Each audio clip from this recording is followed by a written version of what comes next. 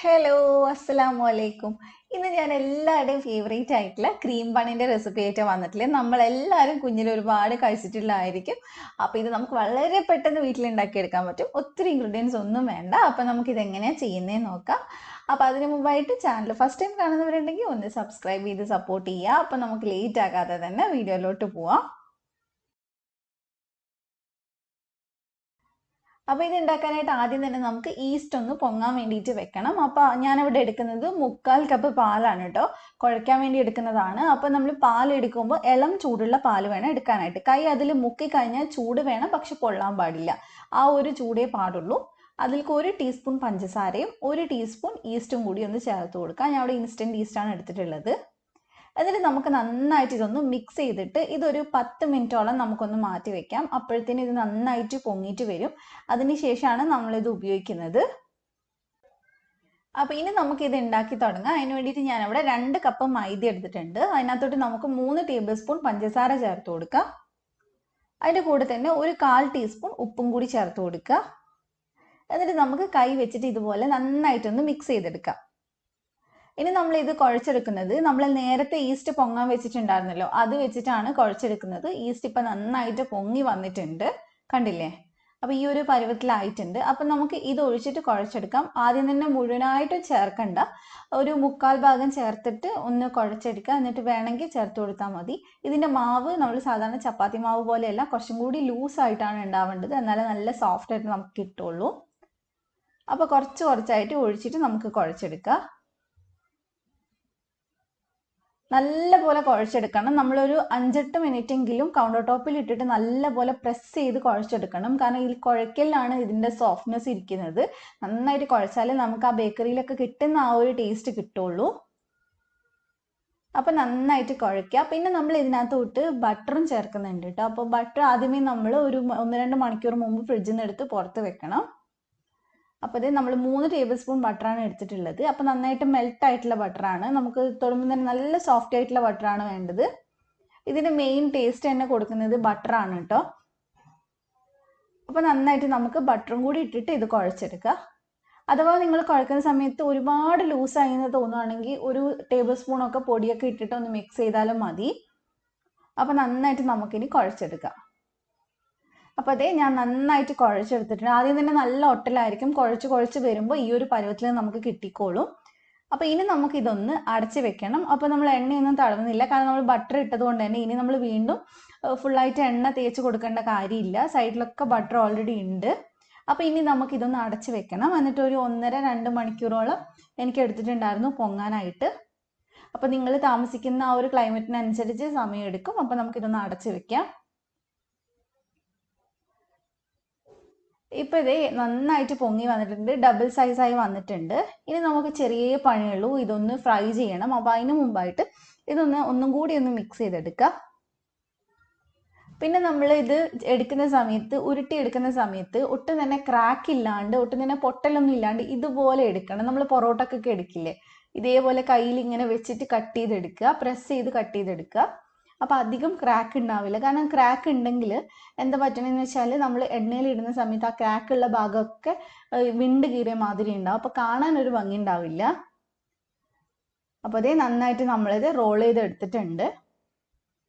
ഇതേപോലെ തന്നെ നമുക്ക് ബാക്കിയുള്ളതൊക്കെ ചെയ്തെടുക്കാം. ഇതുപോലെ ചെയ്തെടുത്താൽ മതി. നല്ല എന്താ പറയുക, നല്ല സ്മൂത്ത് ആയിട്ട് വരണം മേൽഭാഗമൊക്കെ. കട്ട് ചെയ്യുന്ന ഭാഗം നമ്മൾ ജസ്റ്റ് കൈ വെച്ചിട്ട് ഒന്ന് പ്രസ് ചെയ്ത് കൊടുത്താലും മതി.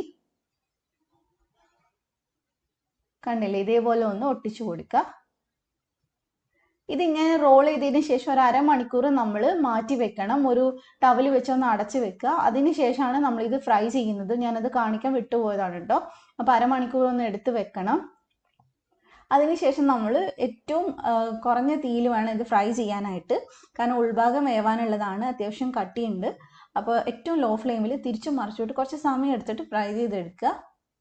നിങ്ങൾ ഉണ്ടാക്കുന്ന സമയത്ത്, ബോൾസ് ആക്കുന്ന സമയത്ത് ചെറിയ ബോൾസ് ആക്കുക. കാരണം ഇത് ഫ്രൈ ചെയ്ത് വരുമ്പോൾ അതിൻ്റെ ഡബിൾ സൈസ് ആവും. അപ്പോൾ ഒരുപാട് സൈസിൽ എടുത്തിട്ട് നമ്മൾ ചെയ്യരുത്. ഒരു 9-10 എണ്ണമൊക്കെ ആക്കാം നമുക്ക് ഇത് വെച്ച് ചെയ്യുമ്പോൾ.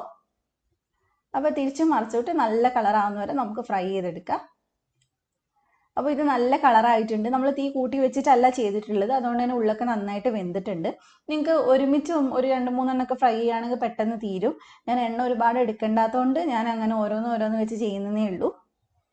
അപ്പോൾ അതേ അടുത്ത് നമ്മൾ ചെയ്തെടുത്തിട്ടുണ്ട്. അപ്പോൾ നമ്മൾ ഇതേപോലെ എല്ലാം ചുട്ട് വെച്ചതിന് ശേഷം ഇത് നല്ലപോലെ ചൂടാറണം. ഏകദേശം ഒരു 2 മണിക്കൂറൊക്കെ എടുത്തിട്ടുണ്ട് എനിക്ക് ഫുള്ളായിട്ടൊന്ന് ചൂടാറാനായിട്ട്. കാരണം ഇത് ചുട്ട സമയത്ത് തന്നെ നല്ല ക്രിസ്പി ആയിട്ടാണ് ഉണ്ടാവുക. ചൂടാറുമ്പോൾ നല്ല സോഫ്റ്റ് ആവും. അപ്പോൾ അത്ര നേരം വെക്കുക. അതിനുശേഷമാണ് നമ്മൾ ക്രീം ഉണ്ടാക്കുന്നത്. ഇതിന് ക്രീം ഉണ്ടാക്കണം നിർബന്ധമൊന്നുമില്ല. ക്രീം ബണ്ണായിട്ട് നമ്മൾ ചെയ്യുന്നതുകൊണ്ട് ക്രീം ഉണ്ടാക്കിയേ ഉള്ളൂ. ഇല്ലാതെ നമ്മളിത് ചുമ്മാ കഴിക്കാനാണെങ്കിലും അടിപൊളിയാണ്. കാരണം നമ്മൾ മധുരമൊക്കെ ഇട്ടതുകൊണ്ട് തന്നെ ചായയുടെ കൂടെ പൊളിയാണ് കേട്ടോ കഴിക്കാനായിട്ട്. അപ്പോൾ ബട്ടർ ഇല്ലാന്ന് വെച്ചിട്ട് ട്രൈ ചെയ്യാണ്ടിരിക്കരുത്.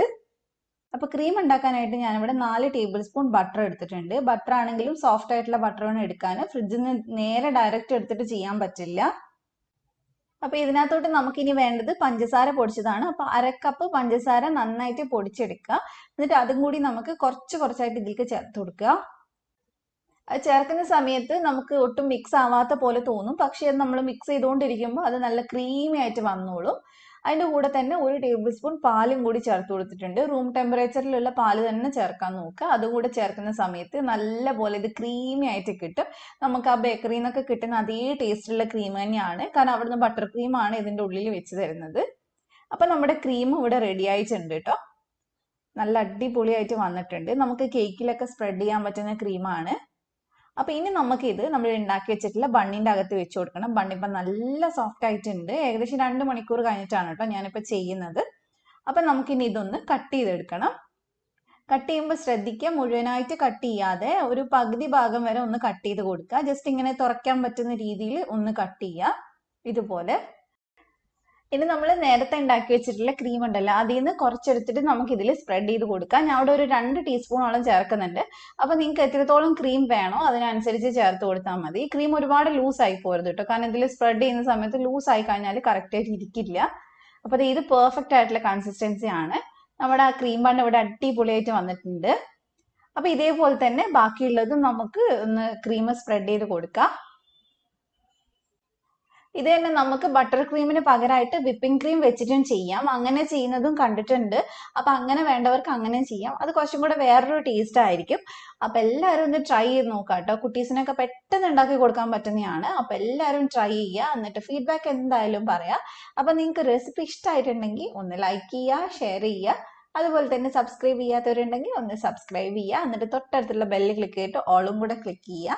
എന്നാൽ മാത്രം ഞാൻ വീഡിയോസ് ഇടുന്ന സമയത്ത് നോട്ടിഫിക്കേഷൻ വരുള്ളൂ. അപ്പോൾ ഇതേപോലെ തന്നെ മറ്റൊരു കിടക്കൻ വീഡിയോ ആയിട്ട് ഇൻഷാ അല്ലാഹ് നമുക്ക് വീണ്ടും കാണാം. Thank you for watching.